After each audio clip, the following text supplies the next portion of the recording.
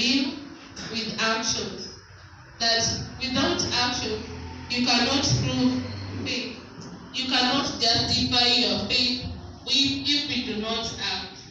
So if you are a Christian and you know that you have friends out there, you have your neighbors, you have everyone that surrounds you. Now if you only just use your words by saying that, you just pray for them. You have food but you cannot give them.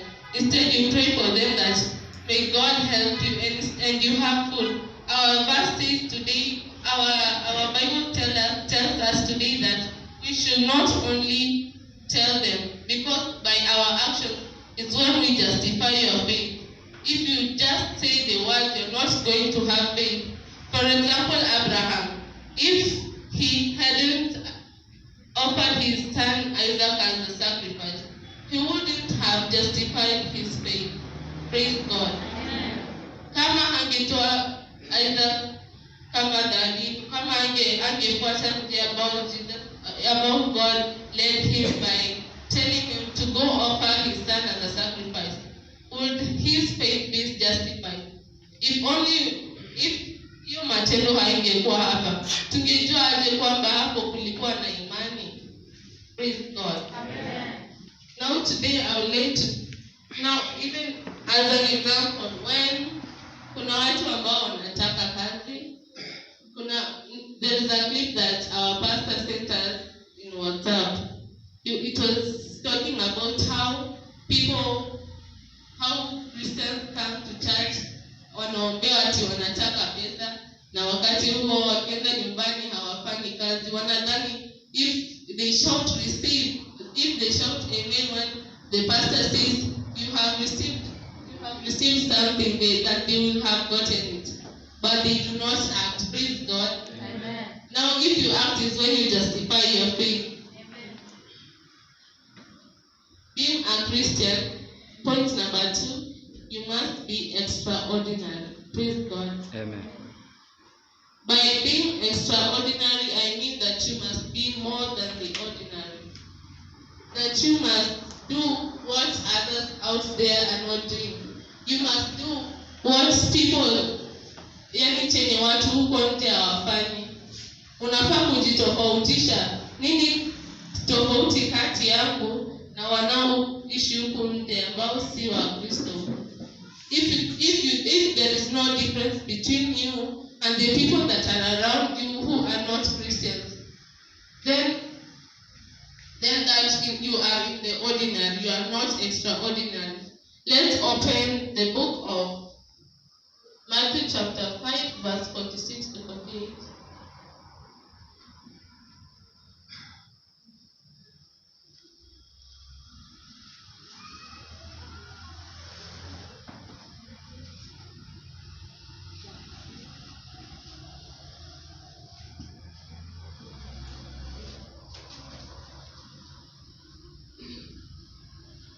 Allow me to read in English first, then someone will read in Kiswahili. It says, Matthew chapter 5, verse 46 to 48, it says, why should God reward you if you love only the people who love you? Even the tax collectors do that. And if you speak only to your friends, have you done anything out of the ordinary? Even the pagans do that. Even the pagans do that. You must be perfect, just as the Father in heaven is perfect. Praise God. And anyone with the Swahili version to read for us?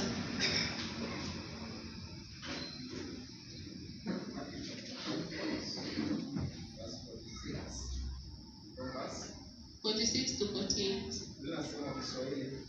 Maana mkiwapenda wanaowapenda ninyi, mwapata thawabu gani? Hata watoza ushuru, je, si nao hawafanyi hayo? Tena mkiwaamkia ndugu zenu tu, mnatenda tendo gani la ziada? Hata watu wa mataifa, je, nao hawafanyi kama hayo? Basi ninyi mtakuwa wakamilifu kama Baba yenu wa mbinguni alivyo mkamilifu. Praise God. Here they are teaching you. They are asking you, if you love others because others love you, what thing are you doing out of the ordinary? Praise God. Amen. If you love me because I love you, what thing are you doing out of the ordinary? If you give me clothes because I give you clothes, what thing are you doing out of the ordinary? Praise God. As a Christian, you should not do things because others do for you. Praise God. I know it is hard for you to give jirani yako mwenye hakupeani kitu, mwenye unajua kwamba anakuwa mchoyo, lakini kumpa unajua kwamba ni mchoyo, lakini sasa because you are a Christian, you must give. Unafaa kuonyesha kwamba you are not like him, you are not the ordinary. Unafaa kujitenganisha naye, haufai kufanya jinsi ambavyo anakufanyia. Praise God. Amen. Now, when you go out there, what do you do to others? Do you do to them because they do to you, or do you do because you want to show them of how you want to show them of how you can give, how love? By doing things out of the ordinary, you will show others that it is not a matter of me giving you and I give you. Because sometimes unaweza pea jirani yako kwa sababu anakupea. Siku nyingine huyo jirani akose, kisha hautampea siku hiyo, kwa huyo jirani ataiona vibaya, and hata yeye mwenyewe anaweza amua pia yeye atalipiza, kwa sababu wewe pia umeamua hautampea juu hakukupea this last time. So if you decide both of you will be repaying each other, hapo utakuwa unatenganisha, hapo utakuwa unaleta chuki kati yenu. You will not be showing love. But if you give your neighbor because you want to give, not because he helped you, hata kama hakukupea last time, hata yeye mwenyewe hata kama alikupea kwa sababu he didn't want to, by giving him consistently, you will be showing him or her the act of love, the act of giving. You will not be teaching him on being selfish, because in that way you're going to change his or her mind. Being a Christian, you should not think of yourself only. Praise God. Now, point number 3. I don't speak too much, but I pray that God will help you people to get understanding. I may finish this thing in 10 minutes, but I pray that God may give you understanding. I may stand here 30 minutes, but you will not have understanding of what I'm saying. Praise God. Now, point number 3. As a Christian, you must control your tongue. Praise God. Amen. Your tongue is a powerful weapon. Praise God. Amen. Your tongue can speak words that are going to build another, and it can speak words that are going to kill another. Praise God. As a Christian, you must control and watch what you're doing. Praise God. Amen. If your tongue, there is a verse that says, if your tongue makes you sin, then heri uipate kuliko wende you go to hell with the whole of your body. Heri uipate kuliko wende jehanamu na mwili wako wote, kwa sababu your tongue made you sin. Praise God. Amen. Now, because I know most of you cannot, hakuna mtu hapa anaweza kata ulimi. Ama nani anaweza kata? No, because I know that we have a God. And our God is faithful and merciful. Praise God. Amen. You can pray. You know your weaknesses. God knows your weaknesses too. We came here, we were not perfect. Praise God. Amen. We were imperfect. Kila mtu hapa alikuwa na udhaifu wake. We are just made complete by the grace of God, which is sufficient. Praise God. Amen. There is a verse that Omodi was teaching us, that it was in the book of Ephesians chapter 3 verse 20. Omodi, tafadhali nikumbushe.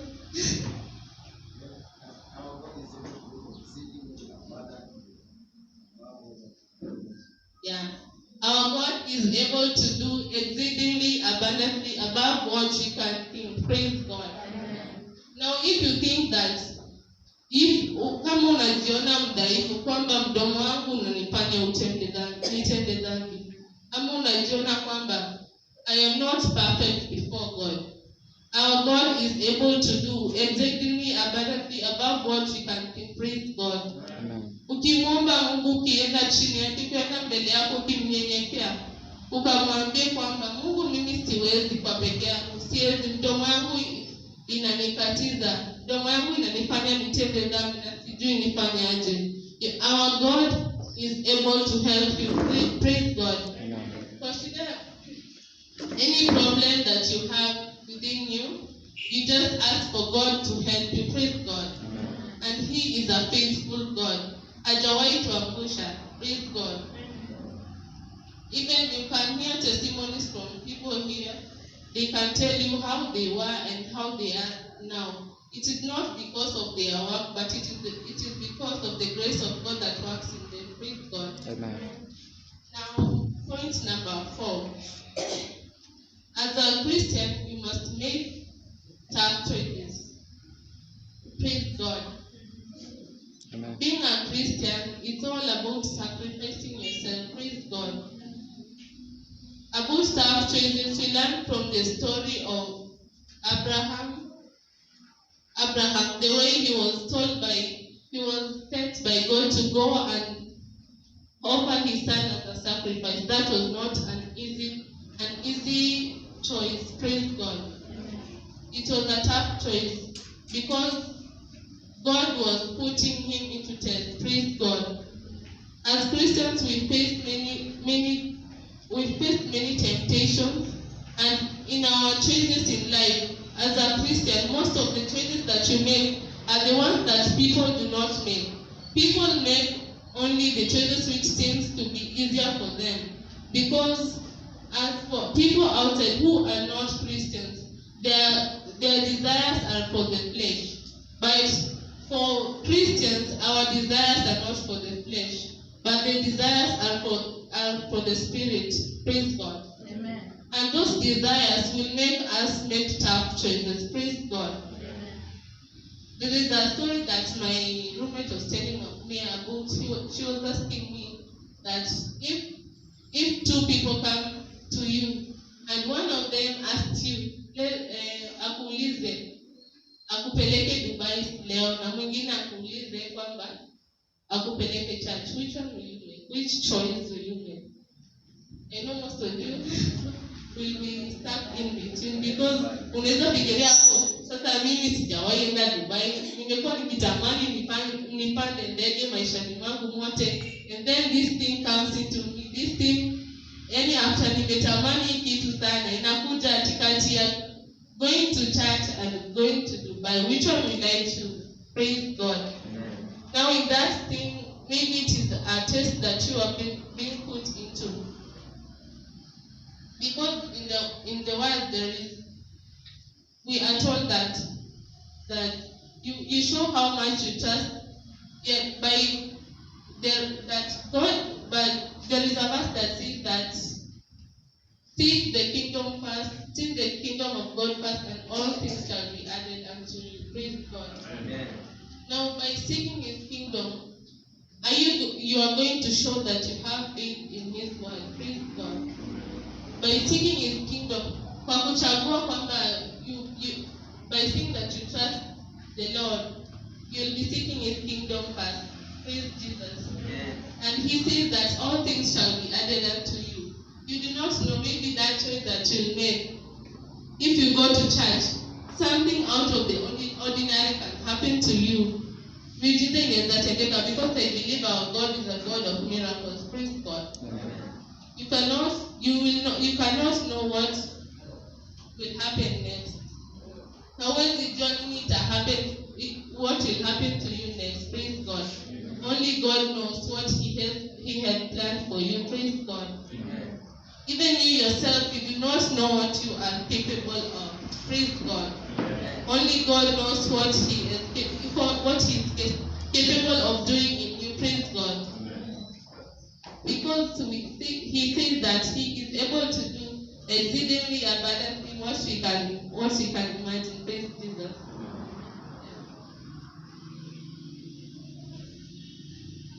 Now, even there is a story about the rich man. Rich man, which is in the book of Matthew chapter 10, verse 21 to 23.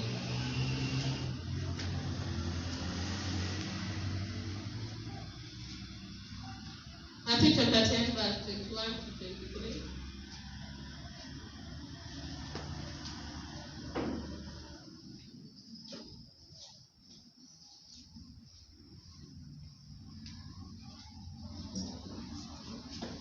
Mtu ambaye amepata anaweza kusomea. Matthew 10:21. Biblia inasema Matthew 10:21. Biblia inasema na ndugu atamsaliti nduguye ili auawe.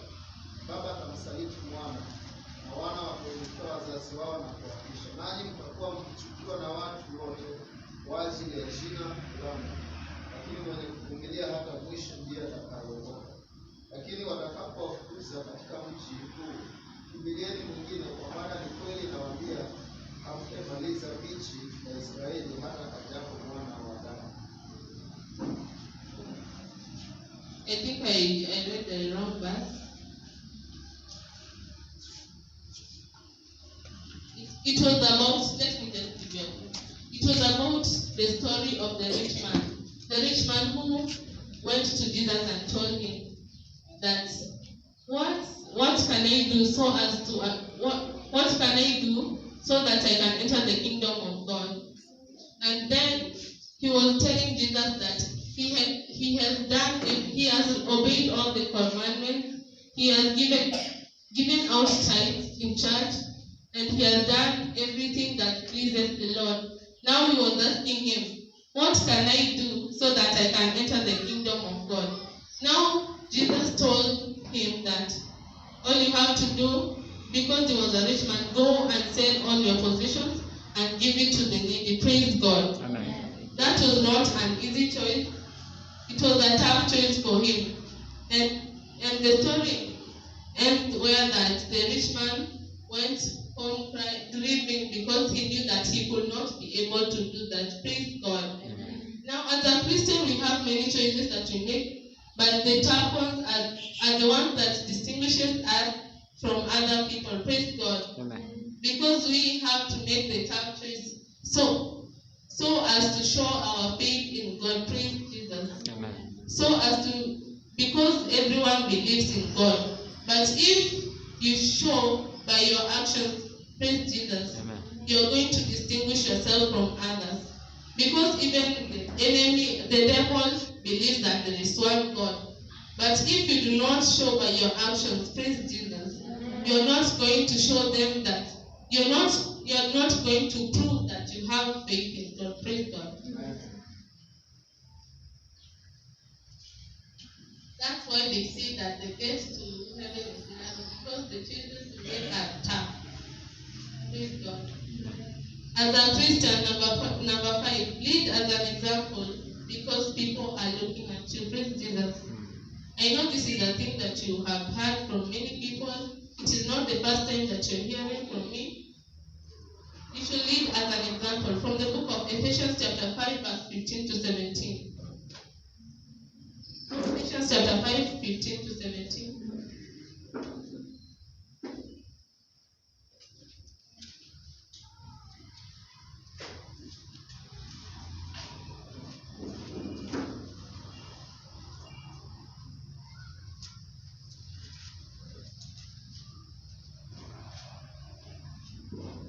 Biblia inasema ni Kiswahili, Ephesians 5:15. Basi angalieni sana jinsi mnavyoenenda, si kama watu wasio na hekima, bali kama watu wenye hekima, mkiukomboa wakati, kwa maana zamani hizi ni za uovu. Kwa sababu hiyo msiwe wajinga, bali fahamu nini yaliyo mapenzi ya Bwana. Praise God. Amen. In my version says that, so be careful how you live. Don't live like ignorant people, but like wise people. Make good use of every opportunity you have, because these are the evil days. Don't be fools, but try to find out what the Lord wants wants you to do. Praise God. As a Christian, you must lead as an example because people are watching you. Everywhere you walk, as a Christian, you must show by your actions that you are a Christian. Now, if I find one of you from here, I find you outside there, na kupata kwamba unaiba, wewe ni mwizi. Will I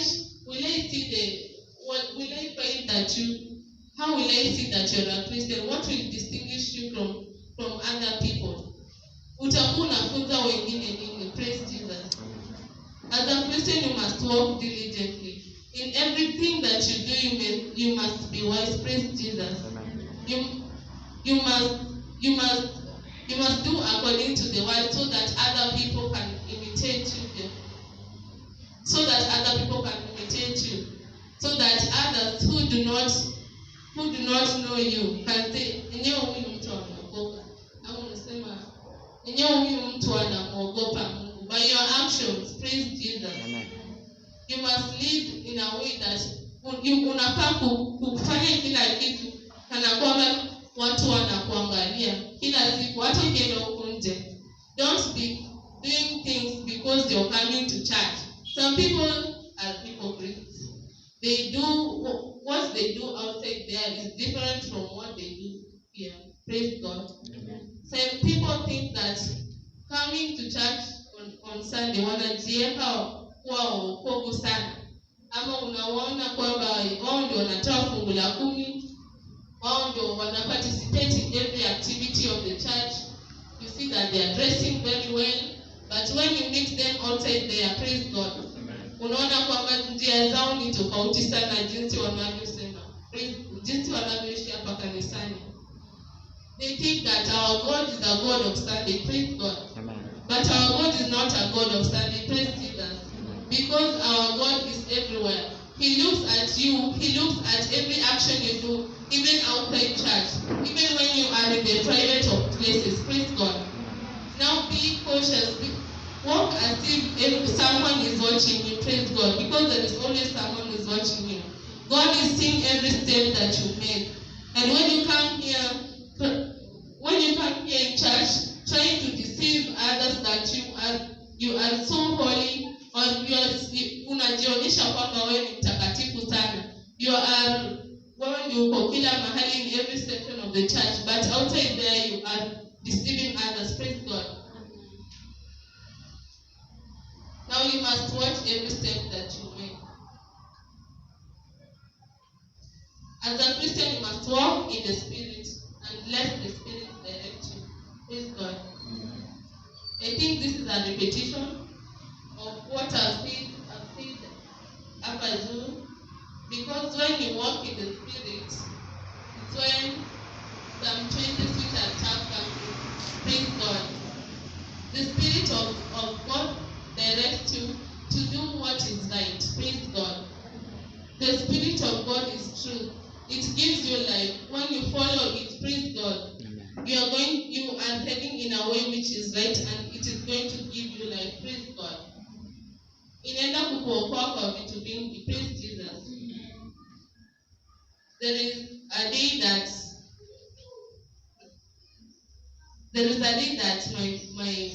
my mother nilikuwa nataka kwenda kwa rafiki yangu. Now at home sisi we ask girls tumefungiwa sana. Our parents are overprotective about us. Hawezi toka hivyo ovyo kwenda kuvisit anyone because they are overprotective. Now you see, my mom had refused me.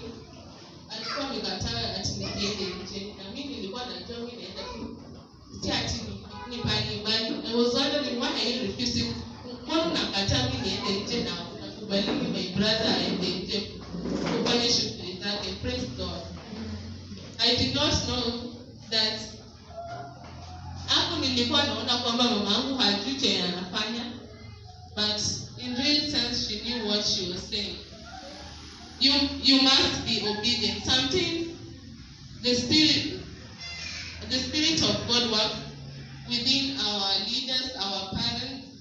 That's why they tell us to be obedient and to respect our parents. Praise God.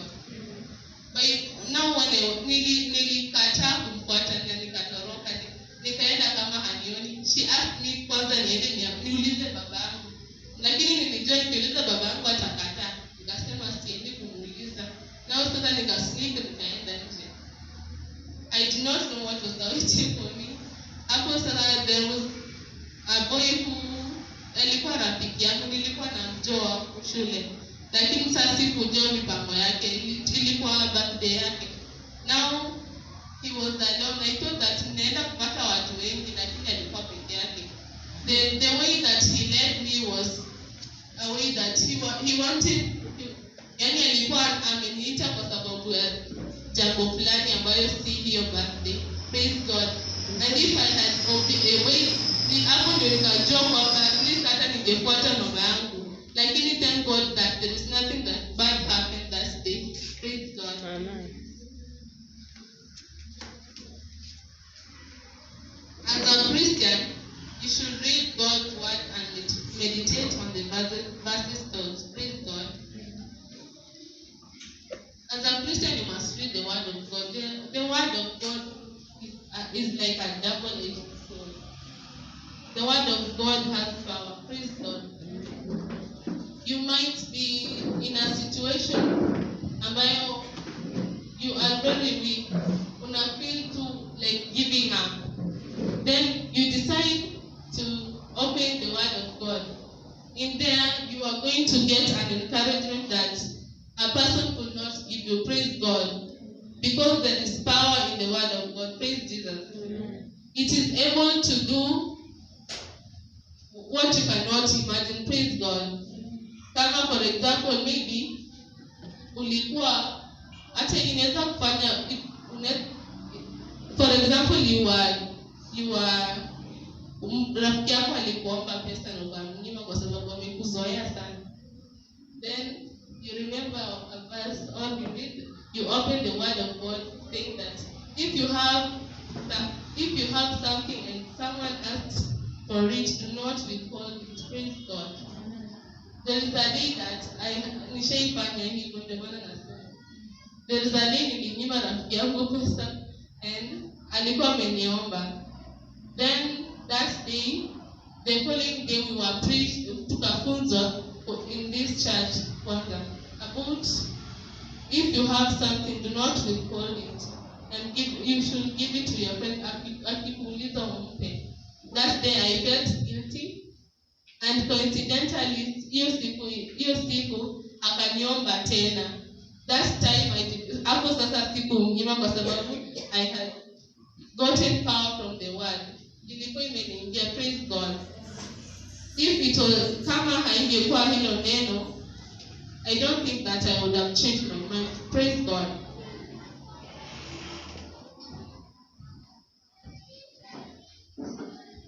And you should pray more often. Praise God. By praying, you're able to break barriers. Praise God. In this life, it is a world full of, it is a competitive world. Praise God. Hapa nje hawezi ishi. You can, as a Christian, you cannot live without prayer.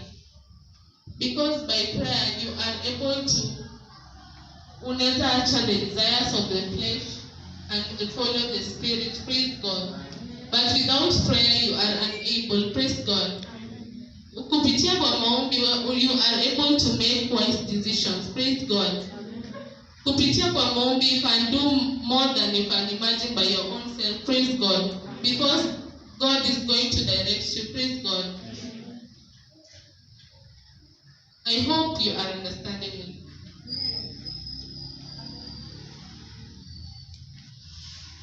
As a Christian, you must be a giver. Praise God.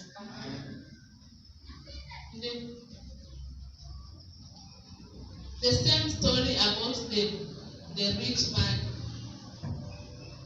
When he was told by Jesus that he should sell his possessions and give it to the needy, wasn't that giving? It was giving, and that was a tough choice for him. Praise God. He was told that in order to enter the kingdom of God, you must give. You must tell all your possessions to the rich person, praise God, and give it to the needy. Now, even in church here, wakati wa matoleo, praise God, I know there is a spirit ambayo inatufanyanga huwa inatufanya kwamba tusipeane. Hapo wakati unaambiwa utoe sadaka, unaanza kufikiria jinsi ambavyo hapo nyumba kwako unateseka, hauna hii, hauna hii. Alafu anakuambia utoe 10,000 ya kucontribute towards the church, towards building the church, praise God. Hapo unaona kwamba ni vigumu, lakini in God, if you give, it is a big thing, praise God, because in that verse you are told that in order to get in the kingdom of God, you must give, praise Jesus. Now, if you have something, do not withhold it. Ukiambiwa na pastor hapa, kwa sababu they work under, they work under the Spirit, praise God. If you are told something here, usikuwa unaichukulia mzaha, praise God, because it is able to change your life, praise God. You must have a loving heart. As a Christian, you must have a loving heart. In the book of 1 Corinthians chapter 13, verse 1 to 3. 1 Corinthians 13, 1 to 3.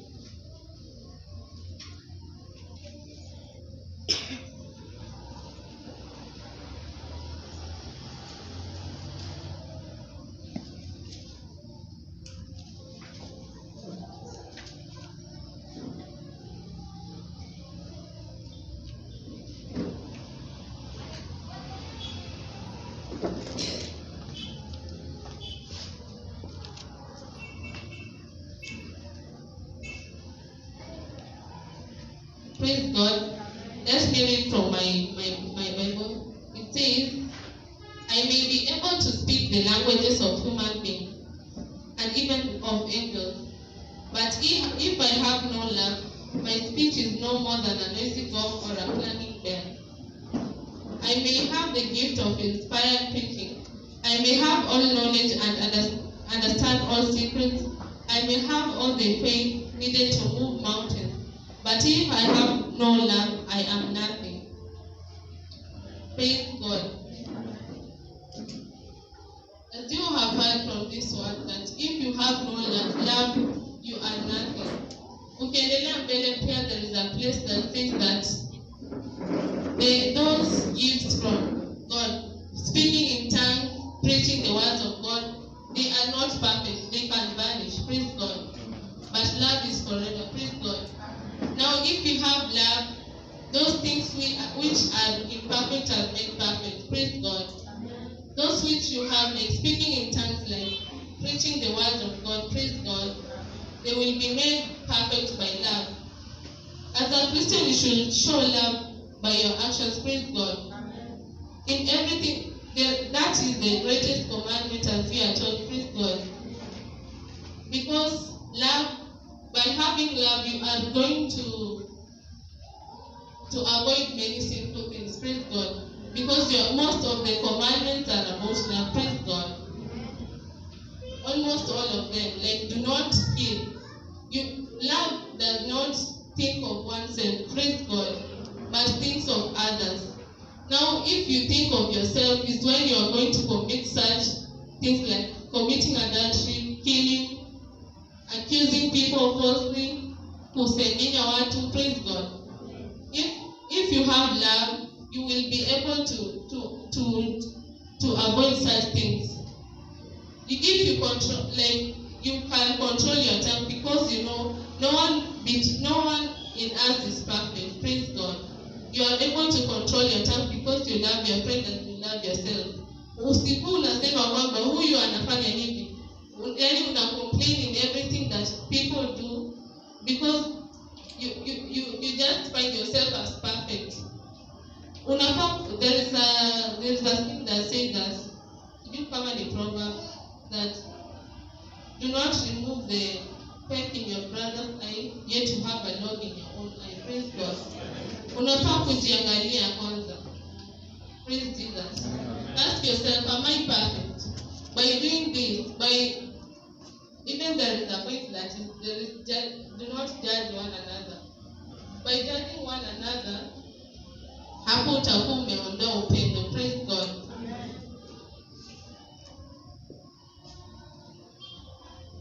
In the book of Romans 14:1-4.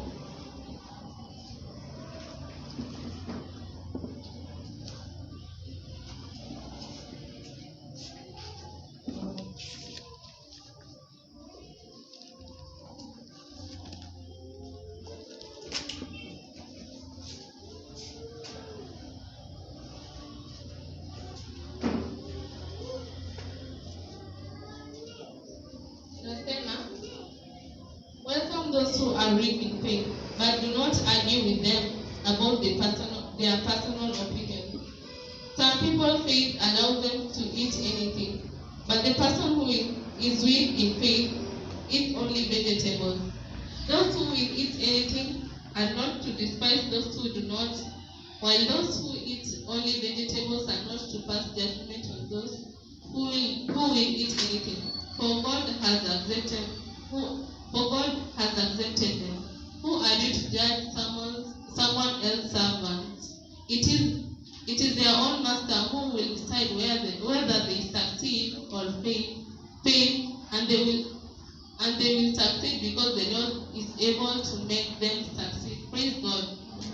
Unaweza ona kwamba huyu mtu, you may judge someone because he is unable to do something, or because he has kuna udhaifu kwake. Praise God. But here in this verse they are telling us, do not judge one another, because the God who made them is able to make them succeed or fail. Praise God. Hicho kitu ambacho unamwongelea Mungu anaweza kumfanya awe zaidi. Praise God. You must pray for one another instead, not to judge one another. Some people will just only find faults in everyone. Hakuna kitu kizuri wataona kwa mtu. Praise God. Hata jinsi nimevaa, kuna mtu atasema nimevaa vibaya. Kuna mtu ataniona kwamba nimevaa kama mshosho. Kuna mtu tu lazima ataongea. Praise God. Hakuna vile tutaishi hapa ati kila mtu atakuwa sawa na jinsi ambavyo you present yourself. Praise God. But there is a verse that says that if you do something without doubt, if you do something in faith, to you it is not sin. But if you do something when you are doubting, to you it is sin. Because anything done out of faith is sin. Praise God. Sasa kwa hivyo ukifanya chochote kile, anything that you do, just do it with faith. Jua kwamba mimi nimevaa hivi, ninajua kwamba niko sawa. Mimi najua sijatenda dhambi ati nikivaa nguo fupi. Maybe this one someone will say that nimevaa nguo fupi, lakini kwangu mimi nimeona iko sawa. Praise God.